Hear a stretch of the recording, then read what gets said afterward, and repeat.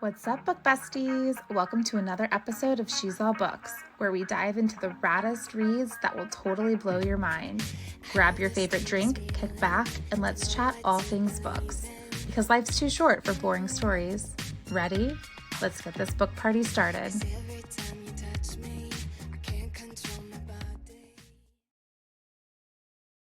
Hey, book besties! Welcome to another episode of She's All Books. It's a Thursday. You're joining me for a special bonus spooky episode of She's All Books with author Caiti A. But before we get started, welcome to another totally awesome episode or segment of Millennial Minute. Before I bring you my episode with author Caiti A, which we discuss her amazing Witchy new release, we're going to travel back to the 90s while diving into the world of romance novels. So grab your scrunchies and Tamagotchis because we're about to explore current trends and share some wicked recommendations for the fall season. First up, it's Mental Health Awareness Month. And if you follow me on Instagram or TikTok at She's All Books, you know I love a good mental health walk every morning. I'd love to hear what you do in the comments of this episode for your mental health. If you too like to enjoy a mental health walk, tag me on Instagram at She's All Books with pictures and videos of you on your mental health walk. Together we can spread awareness for mental health and share ideas to help our fellow bookish besties and millennials improve their mental health. Bookish merch. I am currently vibing with a whole bunch of new bookish merch that I cannot wait to show you. I've placed a couple big orders, some of which I probably should set aside for the holidays. And I've added my newest obsessions with bookish merch to my flagship shop. And one of those newest obsessions is Little Mama Shirt Shop, LLC.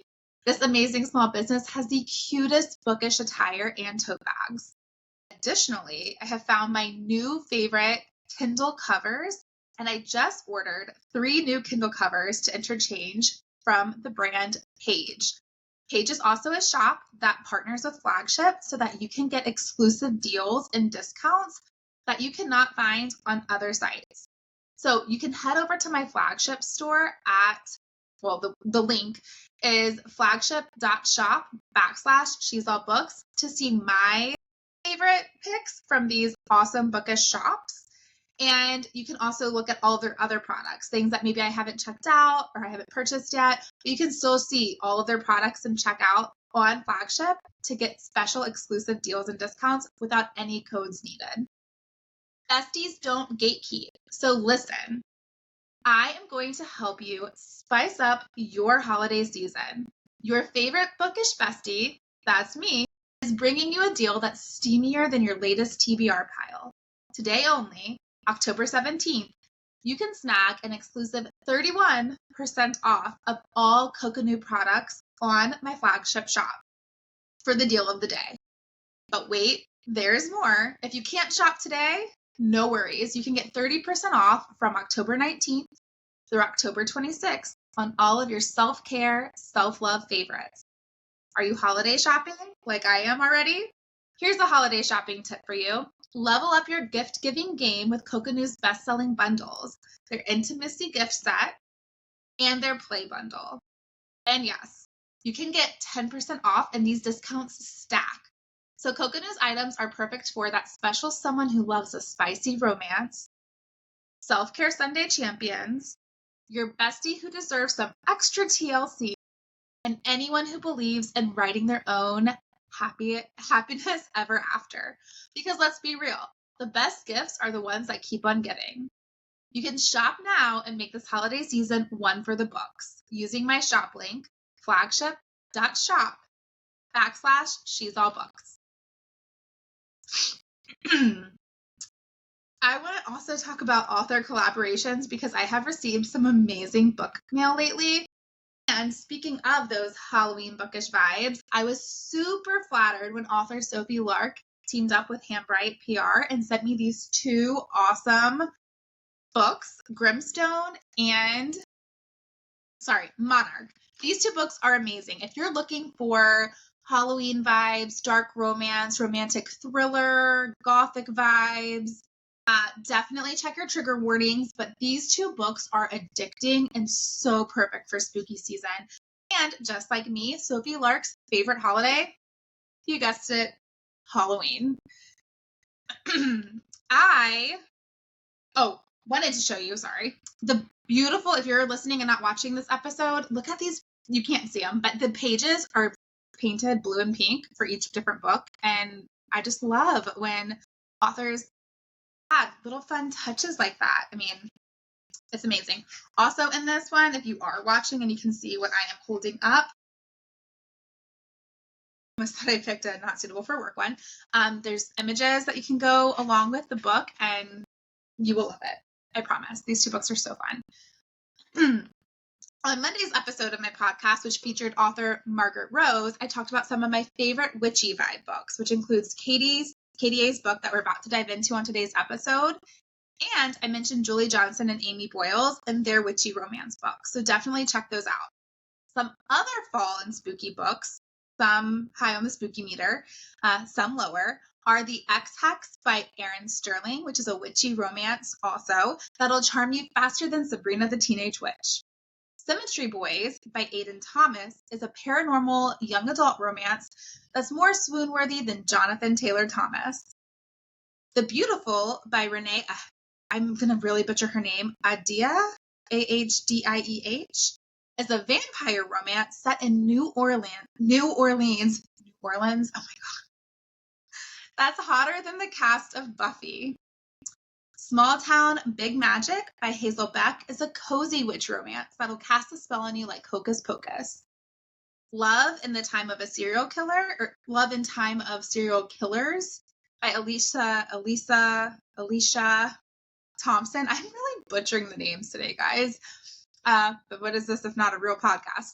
A rom-com with a 90s true crime podcast twist that is to die for. So if you are like me and obviously love podcasts, you've got to check out Love in Time of Serial Killers. Jeez. By Alicia Thompson. Goodness, could I butcher that anymore? It's one of my most favorite reads this time of year. 90s Pull. This is a new part of my Millennial Minute, and I hope to be consistent with it. 90s Pull. I want to know if you are a true millennial and you were a kid or a teen or whatever in the 90s, I want to know, what was your favorite go-to 90s snack for whatever, reading, lunch at school? Sorry. A, Dunkaroos, B, Gushers, C, D, Doritos, or D, Pop-Tarts? Let me know in the comments or pop over to my IG and let me know there. I am struggling today, guys. Well, that is a wrap. Thank goodness. We made it through this Millennial Minute. Until next time, keep it real and may your TBR pile be taller than platform shoes. Now stay tuned for my exclusive interview with Caiti A. Jeez.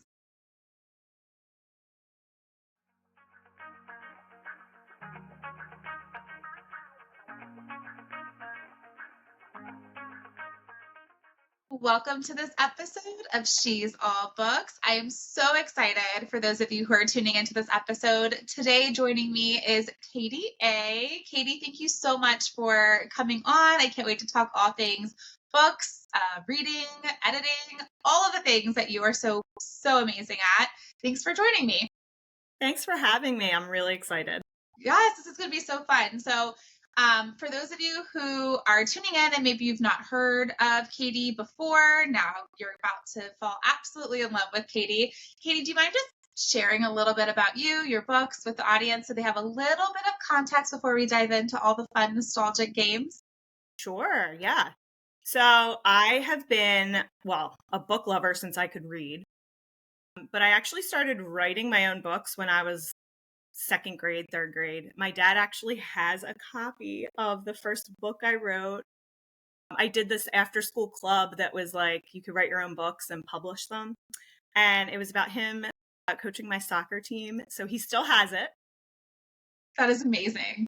But I will say that this, my debut book that just came out, it's really what I wanted to write about. It's what I wanted to read and couldn't necessarily find. And I don't know, for years, it was just like building in me. And finally, I joined Bookstagram and I met all these amazing authors and finally had that confidence, which I think holds back so many creatives, not just writers. So I'm very excited to share about it. It's a witchy romance. It's set in the Finger Lakes, which is a place that I have come to fall in love with. My in-laws recently purchased a house up there, so I'm getting to know the area, and I just, there's something about it up there that's very magical. And yeah, so that's how this book was birthed into the world. That is awesome. And it's called Often It Takes a Jinx. And Yes. I last year read my first witch romance and I fell in love. And like, this is the time of year where I'm like craving witchy books. Like, I want to read them all and I'm trying to find them. And there's not that many out there. So, for those who are watching, if you're like me and you're looking for your next witch read, I think this is going to be it. You better hurry up and get it when it comes out. I will say that I do believe that it's so hard in the indie writing world because I do think that there are witchy romances out there. They're just not getting the same traction as, let's say, like hockey romances right now. Right. It's also almost hockey season. So it's kind of like finding your niche and finding your reading group can sometimes be hard, but they're out there. So I love it. I don't know how to find them, but yeah. you know, I need help finding them, and I think you're that person for me. So I'm really excited to dive in. For those of you who are new, I'm grabbing it because it's out of my reach.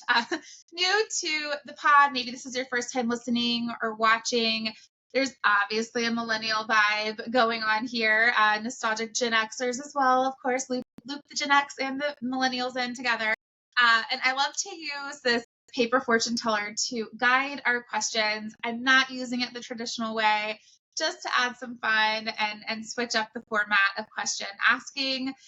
So I have 8 questions for Cati, and there's 8 numbers inside of our paper fortune teller. Cati, are you up for a round of paper fortune teller? Absolutely. Awesome. Absolutely. Did you call this a paper fortune teller or a cootie catcher? Paper fortune teller. Okay. Yes. Where did you grow up? So right outside Philadelphia, East Coast. Okay, so kind of near-ish. I was Virginia, so like I think it's an East Coast thing. We call them paper fortune tellers. I'm collecting data on this because it's a hot topic. It's a hot topic with what people call it, and I'm noticing regions matter. All right, so we'll get started. Your color options, and I'll remind you each time because it's not always easy to see on the screen. Yellow, pink, orange, or green. Oh, pink. Pink. All right. PINK. And your number options this round are 3, 4, 7, or 8. And I can't. 3. 3. All right. Yep. Question number 3. What are 3 things that readers might not know about you? Okay. So I think the first one, because this is just, when I used to work in an office space cubicle, my I won't call it a corporate job, but as close to corporate as I've gotten. This was always my icebreaker. I have a master's degree, and it is nothing related to what I did in my old life, and it has nothing to do with fiction writing. It was international peace and conflict resolution. And as you can imagine, I could not find a job. I don't even know where to start looking for one. Yeah. I do think that it's like it wasn't named correctly. I think it was more like NGO work. Some of the people that I went to school with went on to work for like the Peace Corps, the UN, that type of thing. But you really need to bust your butt to like get up to that level. So, but it was honestly, as much as I hate the student loans for it, so much of what I learned there applies to what's going on in the real world now. And my writing skills were developed. So, but anyway, it's a weird thing. And like, nobody's even heard of that master's degree. So I love it. That's exciting. Yeah. Okay. So how many am I supposed to do? 3. Okay. I used to be a yoga teacher and I sold homemade sugar scrubs. Did that for a little bit. Wow. Kind of dabbled in things. I don't want to say used to be a yoga teacher. I still will occasionally, but I'm no longer, like, I haven't kept up with my certifications or anything like that. It was a great period of my life. Yeah. And it taught me a lot, but like, I don't know, you can't really make a living doing No. that, unfortunately. I feel like yoga teachers are for as much as you pay for yoga classes, teachers don't actually get paid that much No, at all. not at all. Goes to the studio for sure. Yeah.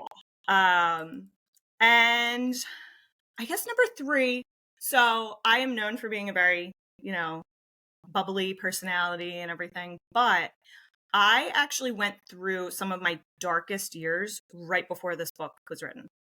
And I credit those years to this book being born. So was it like a form of therapy, like therapeutic writing? Yeah. Absolutely. Yeah. Absolutely. Yep. Yeah. And actually, I mean, years ago, I had a therapist tell me to just start not even journaling, but just like writing, because she was like, I think you process your what you're going through writing more so than anything else. Yeah. Like, even talking with a therapist isn't always like the end all be all, she would give me homework. So absolutely. Even things that I thought I had kind of worked through, as I was writing this book, I was like, woo. There's more to unpack there. Yeah. Yeah. Yep. Thank you for sharing those. I can relate to a lot of what you just shared. And I love connecting, like, audience members when they're watching these episodes oftentimes share with me that they connect with those 3 facts that authors share. So if you're watching or listening to this episode, please let us know what you can connect to Caiti with in the comments. We would love to hear that. I recently just started back up yoga, and whoa, it's like starting from scratch. Like I'm doing like the restorative because I feel like a grandma out there. Like, it's bad. And I used to be really good at Pilates and yoga, and I was like really into reformer Pilates, and you can't tell right now. It's not good. No. I'm actually getting back into reformer Pilates because I feel like that was the best I felt physically. Yes, reformer Pilates is the best. And I keep seeing like those ads for like at-home reformers. I just know myself, and I know like I need somebody there checking my form, and I need to be in the studio. But like, trust me, I wish I could buy one for home. That's the price of like 10 sessions, and then be able to like just do it here. But I need somebody checking me, because especially when it comes to like planking on the reformer, it's so hard for me that I need somebody like making sure I'm aligned. Yeah, absolutely. Yeah. All right. Are you ready for question number 2? Your color options are green, yellow, pink, or orange. Green. All right. GREEN. 1, 2, 5, or 6. It's just so hard to see. Question number 5. Well, I kind of feel like you just might have mentioned it a little bit or hinted to it, but maybe not. What was your favorite part of the writing process? This book, I accidentally messed up at the beginning of this episode saying it was about to come out. It's already out. So if you're watching this, you can already get your hands on it. My mind was going too fast. In all fairness, it's only been like a few days. Yeah. And the paperback is... Prepping for this episode, it was not out yet. And I'm now remembering. And the paperback, I will say, is delayed. So you're not wrong with that part. Okay. So what was your favorite part about the writing process for this book? So, honestly, every part of it. Even the most vulnerable, even the most, want to pull your hair out. Every part of it I really enjoyed, because this experience and where I'm at right now in my life is something that I couldn't even imagine for myself 5 years ago, 10 years ago. I really got stuck in this mindset of like, oh, that's just not me. That, that'll never happen for me. So when I finally made the decision, like, wait, why can't I do that? Who's holding me back from this? Right. It's just me. I'm the only one holding myself back. So when I finally just made that decision, it was like something turned on in my brain, and every single moment of writing this book has been cathartic and freeing. And even like I said, my paperback is delayed. Even that part, I was like laughing the other night because I'm like, this is still better than some of the best parts of my old job. You know what I mean? Like, right. And I don't get myself worked up as much, I feel like, because it's just me. It's, I'm the only one that I have to, for the time being at least, answer to. Eventually, I've had a few readers already ask me, okay, so when's book 2? And I'm like, oh, okay.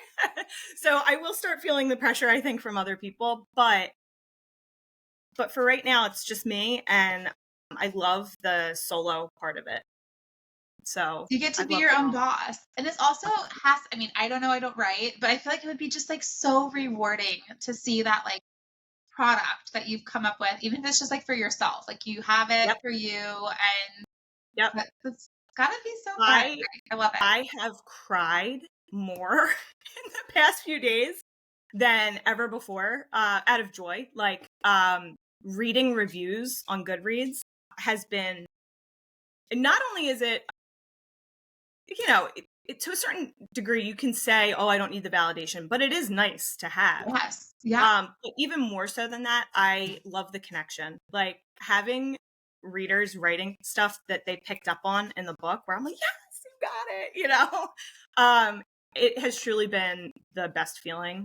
And I don't know if anything will ever compare to this. That is awesome. I love that. That is so exciting. And I think it's so fun as a reader, and probably for those who are watching and listening, to hear like that side of it, because we don't get to really know that side, like the author's like point of view, the author's like thought process, and like excitement and joy that they're feeling. We get to see the awesome product and read it and love it. But it's nice to kind of get that like insight to how it feels to publish the first book and go through that whole process. Yeah, I love it. Well, thank you for sharing that. All right. Orange, green, yellow, or pink? Orange. Right. Orange. 1, 2, 5, or 6, but you already answered 5. So 1, 2, or 6? 6. 6. All right. Question. I have to write down what numbers you're saying because I clearly get confused and mixed up. Question number 6. All right. So for those of the viewers, listeners, audience members who are not super familiar with your book, can you share with them some of the tropes or micro tropes or anything that they can expect when they open up and read the book? So definitely small town. I've gotten feedback that it's almost like a Witchy Gilmore Girls. I've gotten a little bit of practical magic, but in practical magic, like the town doesn't really like them. So that's not quite the vibe. But so we have enemies to lovers, although technically, without giving too much away, it's friends to enemies to lovers. There's a little backstory there. There's neighbors. They share businesses right next to each other. So we have that going. Forced proximity. They get kind of forced together on a project. And witchy romance, fall, Finger Lakes, which I know Finger Lakes is like, so I don't know. I don't even know if everyone who's watching really understands that region, because I feel like it's a very, I don't know, like it's not very populated. They don't have like a huge tourist population that comes in, but it is such a gorgeous area, and they're known for their wineries and everything. So if you've been to the Finger Lakes and you read this book, you're going to be like, yes, I get it. I get the vibe. I get it. I mean, it's fall vibe. It's everything that we're all wanting right now. Yes. Exactly. Yep. That is awesome. Well, thanks for sharing. I think that fall is my favorite season, and I get the impression that a lot of readers are just like really into those fall books, and so it's hot commodities right now. I will say I used to be, and there is sort of a plan behind my madness here. I used to be obsessed with Christmas books. I still am. I still love reading, Christmas romance and stuff. But then I started being like, okay, well, I want a spring romance. But it's so hard to find very specific. Well, I guess summer is a little bit easier because you have beachy reads and the lake and stuff like that. But even the fall, it's kind of hard to very, very specifically pinpoint fall romance. Yes. So the next few books in my series are very specifically anchored in seasons, Love so it. that you can kind of get what you want out of it. I like that. That's so exciting. I love a Christmas read. I prefer the fall vibe. I'm a Hallmark watcher, so I like watch all those Christmas Hallmark. Yes, I can't stop. I can't stop. It's like our dirty little secret. I feel like nobody really wants to admit to it, but it's like everybody watches it. Yes. Yeah. I mean, like I have one year I went into Hallmark, the actual store, and like they had all their Hallmark Christmas gear. I bought the blanket, I bought the popcorn bowl, I bought the jammies, like I bought everything, and I like am ready for my Hallmark Christmas movies like as soon as they start. I mean, Listen, I am just waiting. I don't think it'll happen, but I'm waiting for Hallmark to understand that like we like a little spice too sometimes. yes. And having like a Hallmark that stays the same, but then also like a step up with the Like, spiciness. You know? Yeah, they need like because they have like a streaming platform. They could put those on the streaming platform. Yes. You're right. You need to pitch that. You need to figure out a way to monetize it and run with it. And we all will appreciate your hard. There is a little bit of like, have you ever heard of passion flicks? Yes. Yes. But it doesn't have quite the same Hallmarky vibe. No. So I feel like we need Hallmark movies, but just with a little more spice. Exactly. There's a difference there. Maybe I'll do that one day. If they would just tap into it, like they would have this whole book community just like go to it. So we need it. We need to tap them. All right, yellow, orange, green, or pink. I don't think I've done yellow yet. Yellow. Okay. YELLOW. 3, 4, 7, or 8. But you already answered question 3. So 4, 7, or 8. 7. 7. All right. Question number 7. This is like a newish question that I started asking, and I feel like it's been bombing lately, but I'm going to ask it anyways. Do you have a favorite snack or drink to enjoy while you're writing? Yeah. Good. Coffee. Yes. I mean, not even a question. Coffee. Hello. I have it with me. There it is. Usually, well, it kind of depends. If I'm at home, I'll just drink it with like I literally put the tiniest bit of sugar. It's silly. It should just be no sugar, but like I just need like the tiniest bit. It's a little to take the edge off. Yeah. Yeah. And a little bit of half and half. But if I go to my favorite writing spot, oh man, it's a coffee house in my area. They have, okay, so this is a very weird combo, but it's a latte with oat milk and a pump of lavender syrup and a pump of rose syrup. I know it sounds weird, but it is by far my favorite drink ever. And honestly, like as I was writing this book, like some of my best scenes came to me while I was drinking that drink. So that's just, I'm now going to be superstitious.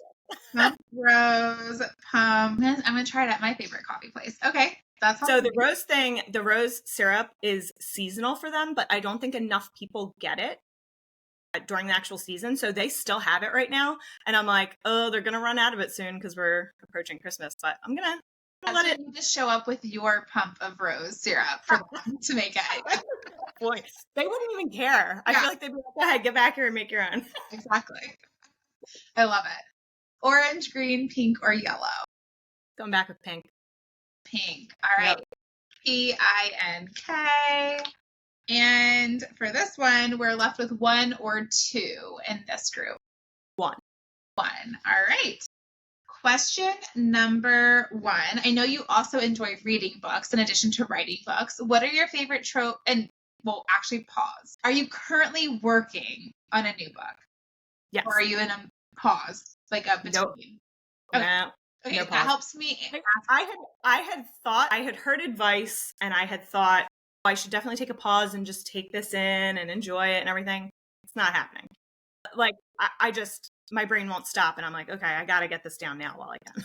Perfect. That helps me like with wording this question. So, what are your favorite, I know we already talked a little bit about tropes for this current book and everything, but what are your favorite tropes to read and what are your favorite tropes to write?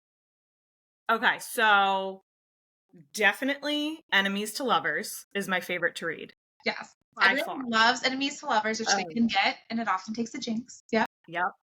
I also am kind of a sucker for like second chance romance. It kind of depends. My fave. My fave. It kind of depends on the scenario.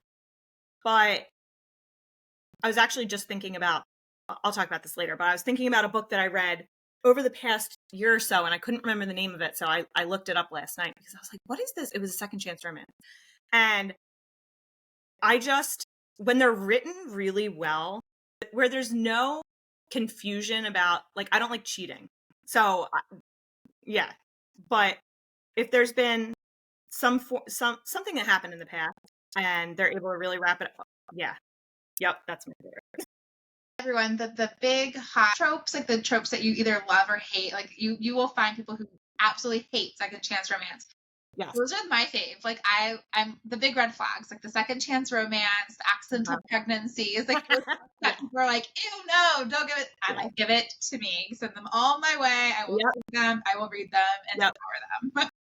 I will say, I do like an accidental pregnancy every once in a while, but I feel like the surprise has been taken out of it now. Now that you know, because I feel like as authors, especially indie authors, you have to give tropes up front so that people aren't disappointed. Yeah. But now it kind of takes the surprise away. So yeah, I get that. I get it. But for me, like, I don't care how many they had a one night stand in Vegas and then accidental. I will read them all. I'll read them all. I don't care if it's the same formula. Like, it's just like one of those tropes for me. But I cycle through because I'm such a mood reader.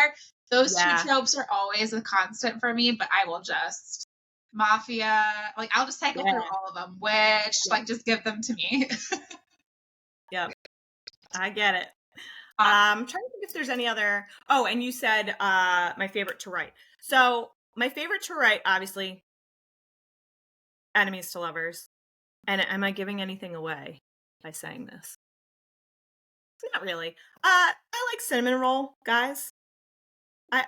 I like guys that look.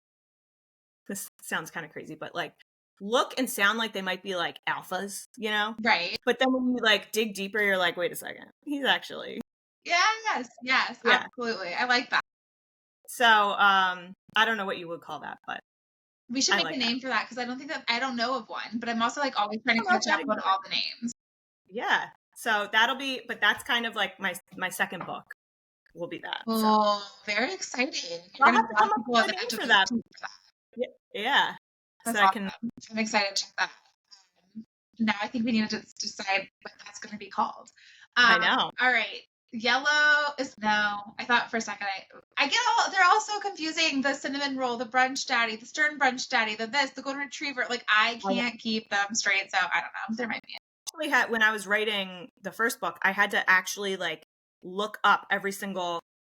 And I will say that there are certain people that define them differently. That's true, and I've noticed that also, which is part of how I get so confused. Like, I don't know. Yeah. We got to get together as a book community. We need to have so the powers that be sit down together and come up with a major key for the rest of us to use. Yeah. All right. Pink, yellow, green, or orange?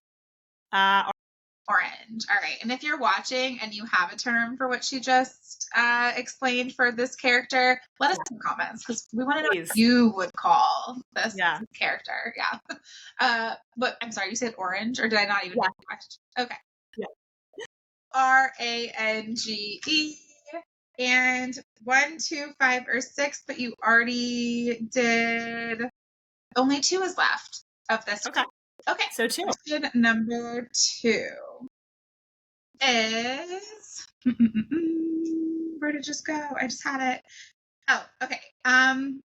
So can you give and without spoilers, which I know is like a joke and hard, and I'm putting up a big challenge here. I can always put up a spoiler alert for this segment of the show of the episode. But can you tell the viewers a little bit about the main characters, and it often takes the Jinx? Yeah, absolutely. I think I can do this without giving anything away. So Haley is a witch, and she has recently lost her aunt, who is her only family member. And with the grief that comes with this loss, she loses her magic. And so it's kind of like a double whammy, right? So she's grieving her aunt. She's also grieving the loss of her magic. She's nervous. She's scared. She doesn't have anyone to talk to about it.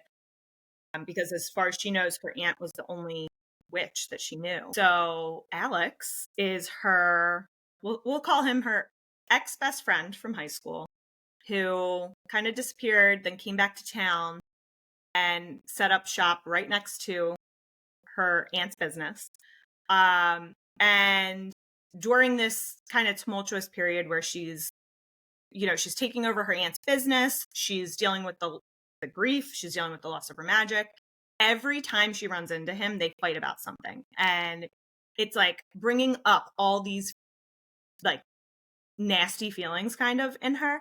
And every time this happens, all of a sudden, like, she's feeling her magic come back, but she has zero control over it. So things like paint cans fall over on his head and, sugar becomes salt, that kind of thing. But she has no control over it. It just seems to happen when he's around. And yeah, I don't want to give too much away, but Alex, he's kind of poking the bear on purpose. And there's a reason behind it. He became very close with her aunt towards the end of her life. They were both business owners in town, so they got to know each other and kind of bounce ideas off of each other, and they became very close, and she confided in him some things before her death. So there's a reason why he's kind of poking the bear with Haley. And it's funny, but there are also moments that are, obviously she's dealing with grief and everything. There are moments that are really heavy. But I'm hoping that people get a lot of joy out of it too. So it's not just grief. There are certain parts where, as I was writing it, I was hysterically laughing. And my husband's like, "What are you doing?" What's going on there? Why can't I make you laugh like that? Yeah. Oh, trust me, he definitely makes me laugh. There's actually a scene that he helped me write, so. Aw, I love that. And I feel like, because for some reason this is just like my vibe today, I might keep switching. It's often it takes a Jinx, and I keep saying it often takes a Jinx, and I'm so sorry, but I'm gonna put it in like bold neon font on this episode. Often it takes a Jinx. That's just me, and I do that a lot, so I apologize. It's fine. Even as I was talking with my editor about it, like, she would write it backwards and stuff. So I think. But I will say that once all 3 books are out, like, you'll see the it'll make sense, and it makes sense. It totally makes sense. It's just for some reason I want to keep switching those, and I don't know why. Often it takes a Jinx. Yep. All right, perfect. And back to our fortune teller. Orange, green, pink, or yellow? Green. Green. All right. Green. And we've already answered all of these, so we're going to fudge it and pretend like it landed like this. 3, 4, 7, or 8, and you already did 3 and 7. So 4 or 8. 4. All right. Question number 4. What was the most surprising thing that you learned while writing this book? Honestly, it wasn't even like a personal realization. It was how supportive this book community can be. Don't get me wrong, you're going to have drama here and there and people who say nasty things, whatever. But overall, like, if I had an issue with this and things seem to fall into place, and I seem to be able to just air my grievances, and someone would be like, "I can help you with that." Yes. And I've worked in a lot of different sectors, I'll call it, over my adult life, and I have never found a community that was so willing to just like jump in and help you. They want you to succeed as much as you want to succeed. And another thing that I figured this out early on before I even really finished the book, but there is no real competition here because there's so many readers. You could never write enough books for the readers that are out there and how fast we consume. I mean, I can read a book very quickly. So I think that lends itself to having, and it is, I don't want to say it's all women, but it's a very, I will say feminine energy dominated world. And it just feels so like giving. I just feel like everyone's always giving, you know what I mean? And it was surprising. I don't know why it was, but it was refreshing. It was surprising. I just went to a conference this past weekend. It's called Ink and Indie. It was Yes. in Maryland. Yeah. Not too far. And just I wasn't a signing author. I attended, and I brought my sister, who has never been to a book convention or anything book related before. And she walked out afterwards and was like, "Oh my God, the vibe in there was it's just so uplifting." Yeah. You know? And really before I entered this Bookstagram, book talk, whatever you want to call it, world, I really didn't know that there was a place that existed that was like safe and affirming and positive. And it's been the most surprising, but also like the best surprise.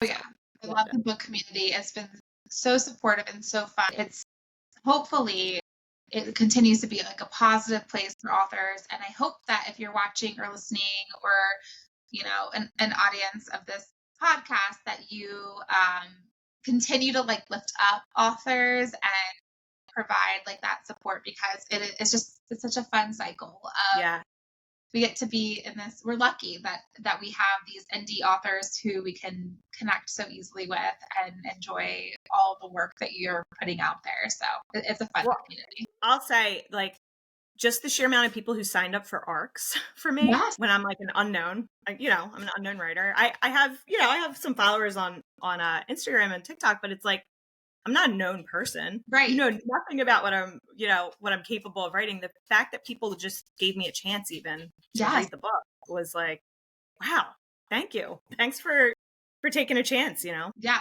Such a fun community of people.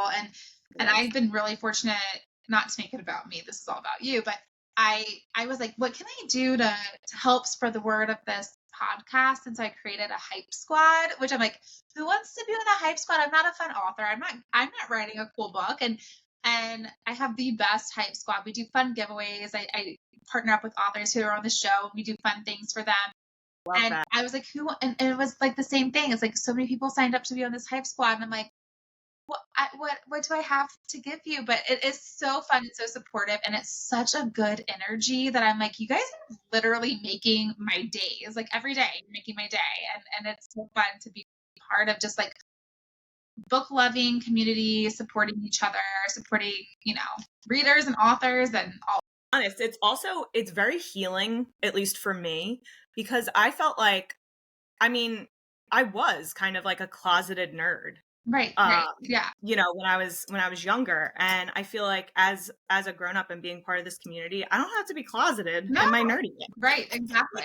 I could be who I was, when I was 16 and reading all these fantasy novels and didn't have anybody to talk to about them.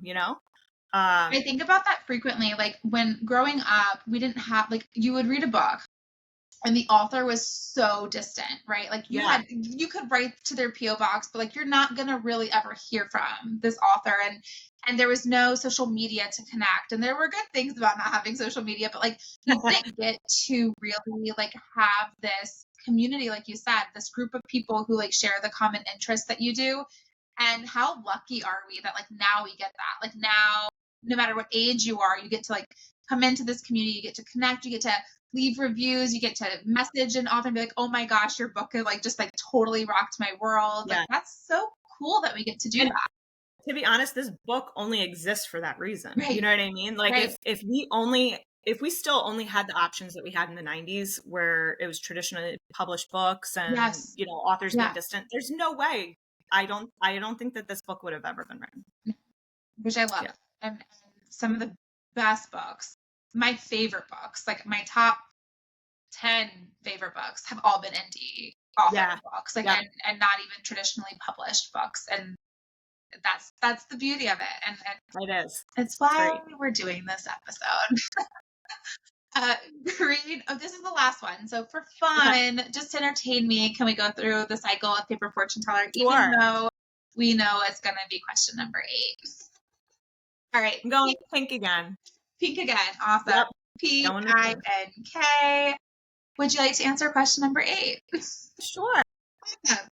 All right. For question number 8, what is your favorite part about Often It Takes a Jinx?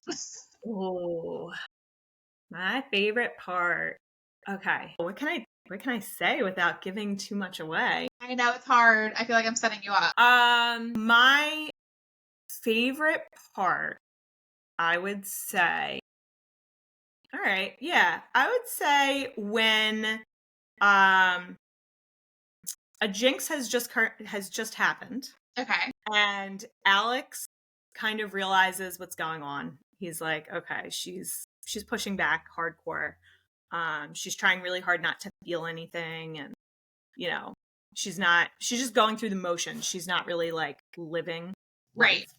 And so he kind of like changes his tactic. He goes from poking the bear to like, he can tell that there's like a little bit of sexual attraction. So he in his brain, he's like, all right, I'm gonna go full force into like making her admit that she's attracted to me, kind of. So he has this plan in his brain, and she walks in and she looks super weak and pale, like she's gonna topple over. So he's like, the plan's out the window. He goes over and like kind of just props her up with his arm, and he's like, okay, enough. You are gonna let me feed you. I'm making you dinner. I'm going to literally force feed you until you start gaining your strength back, because this is ridiculous. And I just love that moment of him, because especially, I don't know, in real life, I feel like we get very stuck on an idea, so I feel like you just see that change in him and you kind of realize like, oh, he really cares about her. Like, this is not just about, kind of like annoying the crap out of her, or, Right. trying to get laid or whatever. Like, he is very caring for her. And then I think it's also good because the readers start to think like, oh, well then wait, what's happening? Like, he's he actually flexible does for have her. feelings. Yeah. I love that. We love him already. Awesome. Well, thank you for entertaining me with the paper fortune teller questions. We are now at the part of the episode where you get to choose a nostalgic game that we're going to play. It's going to have a bookish twist to it. And your options are MASH, Never Have I Ever, Two Truths and a Lie, or Truth or Dare. Okay, so I knew that this was probably coming. And my daughter is about to be 11. And so I was like asking her, what do you think I should pick? And she was like, MASH, definitely. You have to go with MASH. But I will say what was concerning is that she actually knew Never Have I Ever. And I was like, wait a second. That was a little mature for you. I don't think I learned Never Have I Ever until I was in college, but I also... Yeah, I don't think... Yeah. I do know that their version is very different than ours, so... Good. Yes, absolutely. Well, I'm excited you picked MASH because people have not been picking MASH lately, and it's my favorite. So I'm excited. And yesterday was Monday. This will air on a Monday, but it's recording on a Tuesday, people. Yesterday was Monday, and I forgot to post my MASH Monday post. So you're going to give me the MASH that I missed this week, which I'm excited. Awesome. Okay, so for those, I'm going to start writing it out. For those of you who are not familiar, MASH stands for Mansion, Apartment, Shack, and House. It's a fun little game that we would play. For me, it was like at lunch in elementary school where we would go through and pick like our fortune. Like we put crushes down. And so what's going to happen is Katie's going to choose 2 for every category, and then I will choose the third. I know that there's many ways you can play this, but for the purposes of this, and I have some bookish categories to throw in there. So the first category is going to be your MMC or your book boyfriend, whatever you want to call it. Okay, so I'm listing 2? Yes. Okay. I'm going to be real basic here. Okay. But it's going to be Reese. Of course, yes. Yeah. And Zayden. And who was the other one? Zayden. Zayden. Fourth Okay. one. Yep. Going real basic here. I love it. And I'm going to do, I just recently finished a book. I'm going to do, just because his name's on the top of my head, Blake from My Rules, which is a book I just finished. So Blake. Oh, I'm going to have to look that one up. It was really good. It's Friends to Lovers. And what would the career be for the MMC? That's the next category. Oh, man. Well, billionaire. I mean, why not? Obviously, right. I'm going to go with carpenter, too. Okay, perfect. I like that. Yeah. All right. And then for the job, I'll say pediatrician. Oh, nice. Nice. All right. Pediatrician. And then how many kids? 2. Okay. Or 3. Or 3. And then I'm going to do the whole, like, in elementary school when you would, like, try to throw something in there to really throw it off. I'm going to say 6 kids. I was thinking you were going to go with, like, 11 and give me a heart attack. Whole soccer team.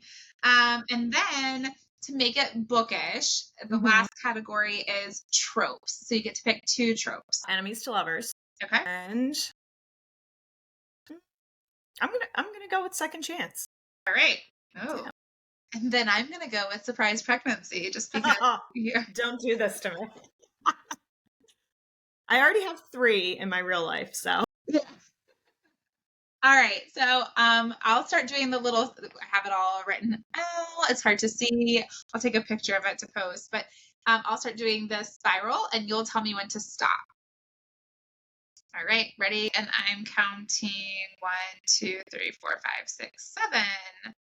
All right, so while I do this, I always feel like I should put like elevator music on, but I'll be fast. You can chat if you want to talk to the audience about the book, anything. Okay.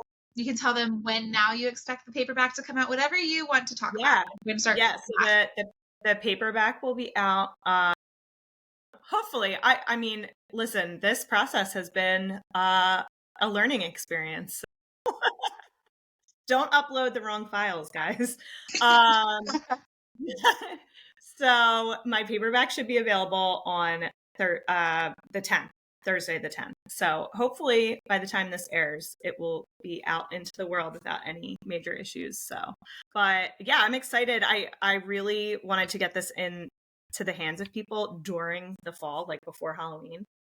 And I'm cutting it real close. But I mean, the good news is hopefully by next fall, I'm hoping I'm not jinxing myself here, but hopefully by next fall, all 3 books will be out. So then I can, sell people on it again next year. So that's exciting.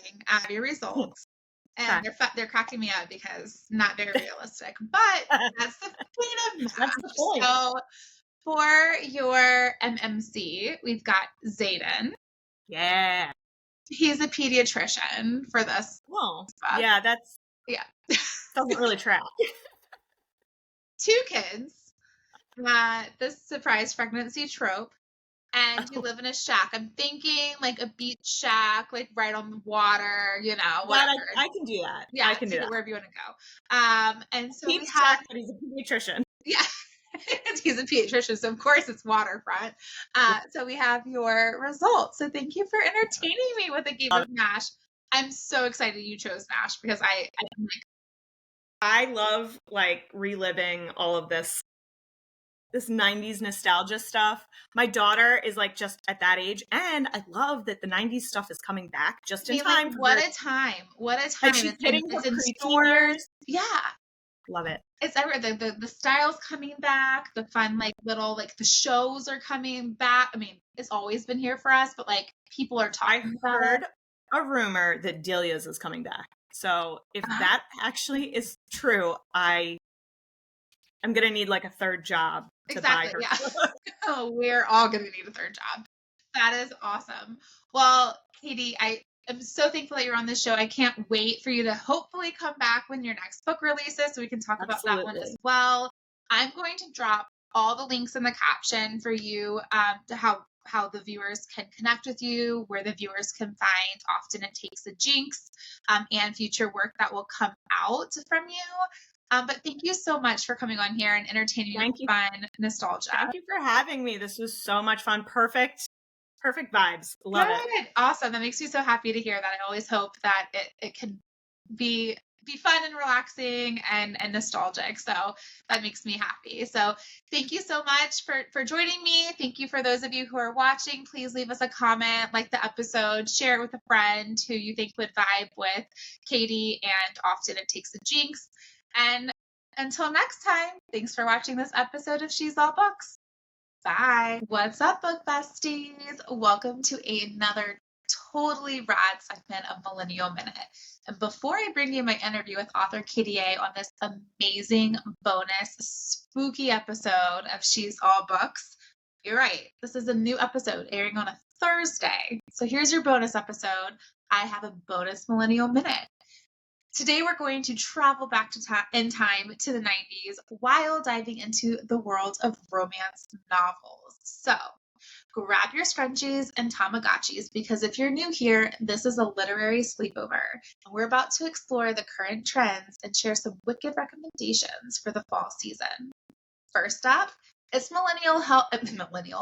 Mental Health Awareness Month. So if you follow me on Instagram and TikTok, you know that I am all about my mental health walks and getting those in every morning. My background, my master's degree is in mental health related fields. So I am all about promoting mental health, making sure I'm tuning in and checking in on my mental health. I want to hear how my fellow book besties are making sure that they are mentally healthy. So please let me know in the comments, hop over to my Instagram and let me know, how do you keep up with your mental health? What are some of your favorite ways to stay mentally healthy? If you too enjoy doing mental health walks, please, please, please tag me in a picture or a video of you mental health walking in the morning.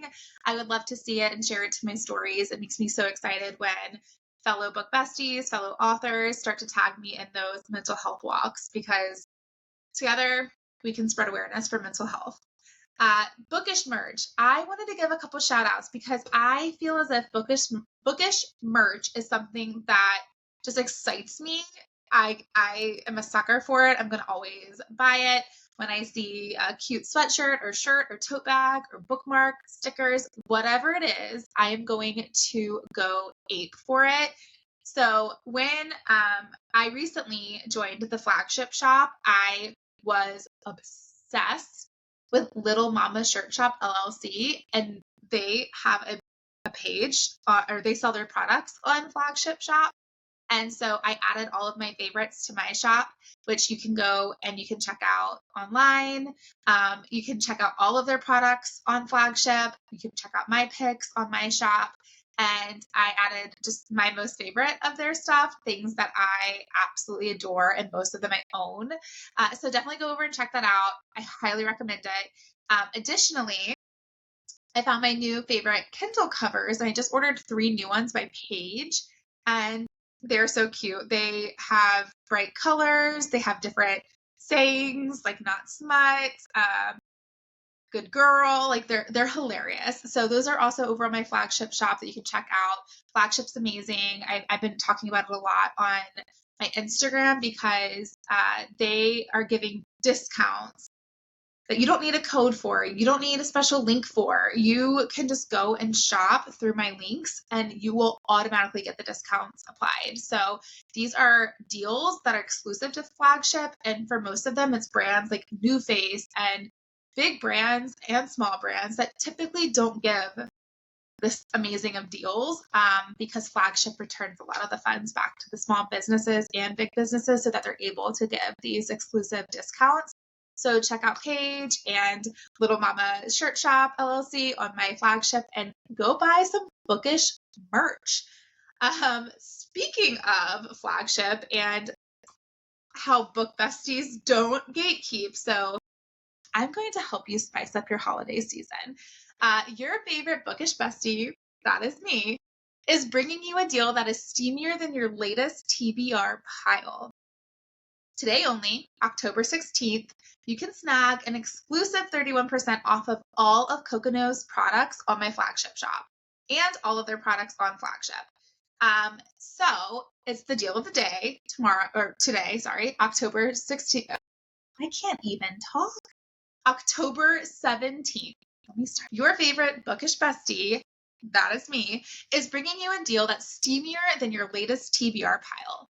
Today only, October 17th, snag an exclusive 31% off of all Coconu's products on my flagship shop and flagship in general for the deal of the day. So this is really exciting because you don't need a code. You don't need any special links. Just go to my flagship shop, which is flagship.shop/she'sallbooks and start browsing. And any Coconu's products, you will get automatically that 31% applied at checkout. So if you miss it today, October 17th, you will still be able to get 30% off from October 19th through October 26th on all of your self-care and self-love favorites. Are you holiday shopping already like I am? If you are, you can level up your gift giving game with Coconu's best-selling gift set. We're talking the intimacy gift set, the play bundle, and all of their products that you are going to see on their site. Coconu's items are perfect for that special someone who loves spicy romance, self-care Sunday champions, your bestie who deserves some extra TLC, and anyone who believes in writing their own happiness ever after. Because let's be real, the best gifts are the ones that keep on giving. So shop now and make this holiday season one for the books using my shop link, which is flagship.shop/she'sallbooks. I am so excited to bring you these brands if you've not heard of them. Most of them I'm sure you've heard of, but they're amazing. And Coconu's products are absolutely high quality. So definitely go check those out. Author collaborations. Speaking of Halloween and spooky vibes, I was super flattered when Sophie Lark and Handbrake PR sent me 2 of Sophie Lark's books, Brimstone and Monarch. I have them right here. These are romantic thrillers, dark romance books. They've got spooky vibes, gothic vibes. Definitely check your trigger warnings. If you're looking for a spooky romance book, this is the 2 of the books you want to definitely check. They're thrillers, like I mentioned, and you'll be hooked. You'll be hooked. And look how pretty these sprayed edges are. I am just, so flattered. And then also on Monday's episode of my podcast, if you tuned in to the most recent episode before this one, I chatted with Margaret Rose. And at the beginning in my Millennial Minutes, I talked about witchy books because I love a witchy book around Halloween. And Caiti A, who I'm about to share an interview with you, her debut book is a witchy romance book.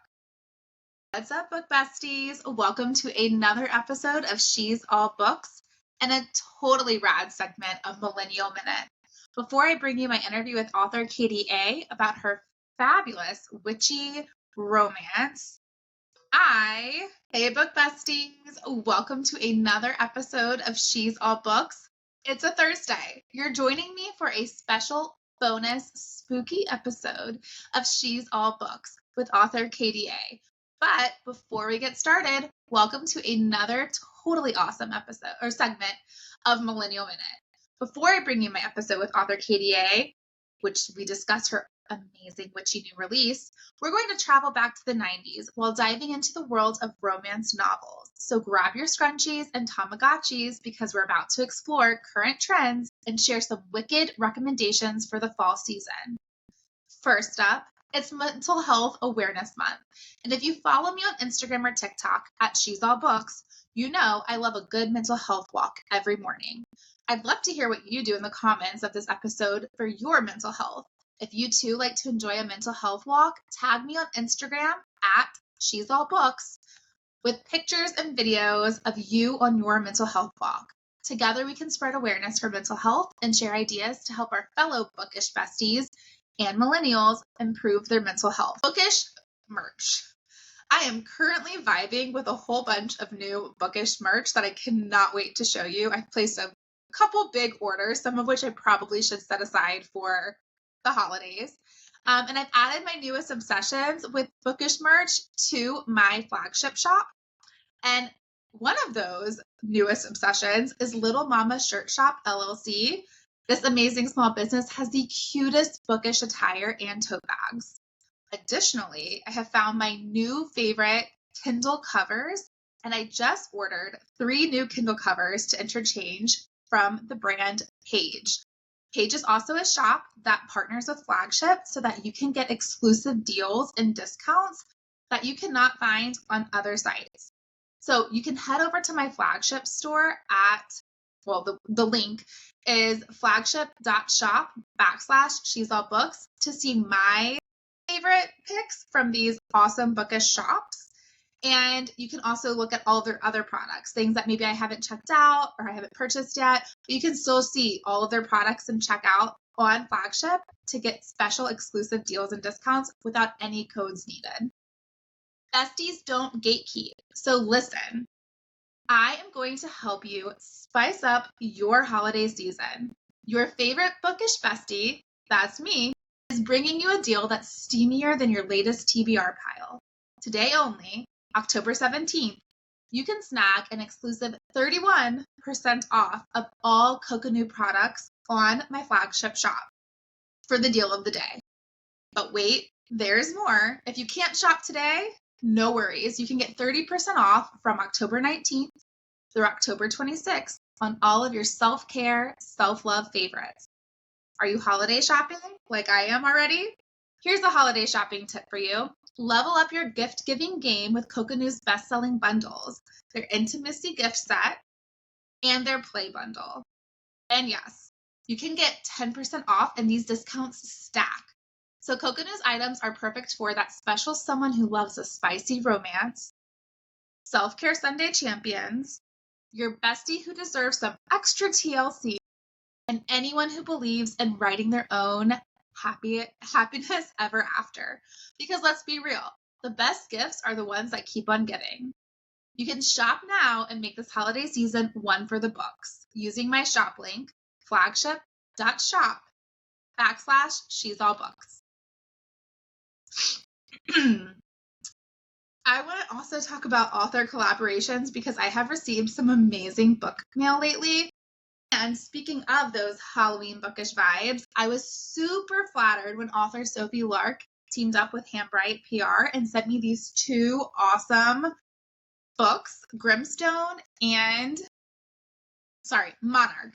These 2 books are amazing. If you're looking for Halloween vibes, dark romance, romantic thriller, gothic vibes, definitely check your trigger warnings, but these 2 books are addicting and so perfect for spooky season.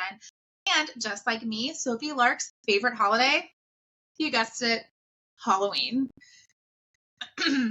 I wanted to show you, the beautiful, if you're listening and not watching this episode, look at these, you can't see them, but the pages are painted blue and pink for each different book. And I just love when authors add little fun touches like that. I mean, it's amazing.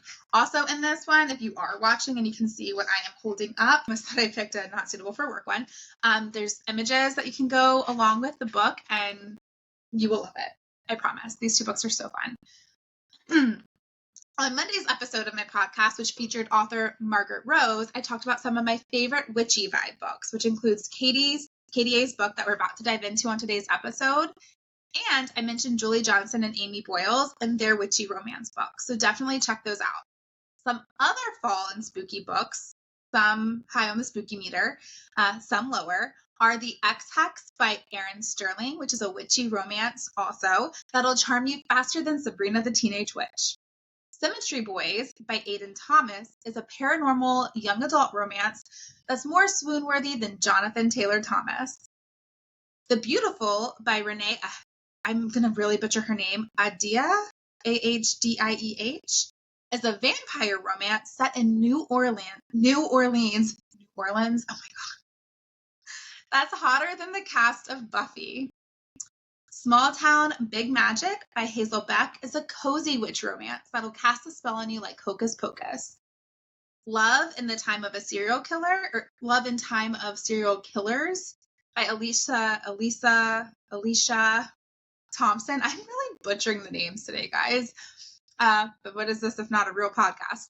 A rom-com with a 90s true crime podcast twist that is to die for. So if you are like me and obviously love podcasts, you've got to check out Love in Time of Serial Killers. Jeez. By Alicia Thompson.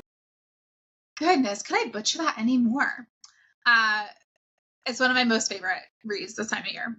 90s Poll. This is a new part of my Millennial Minute, and I hope to be consistent with it. 90s Poll. I want to know if you are a true millennial and you were a kid or a teen or whatever in the 90s. I want to know, what was your favorite go-to 90s snack for whatever, reading, lunch at school? Sorry. A, Dunkaroos, B, Gushers, C, D, Doritos, or D, Pop-Tarts? Let me know in the comments or pop over to my IG and let me know there. I am struggling today, guys. Well, that is a wrap. Thank goodness. We made it through this Millennial Minute.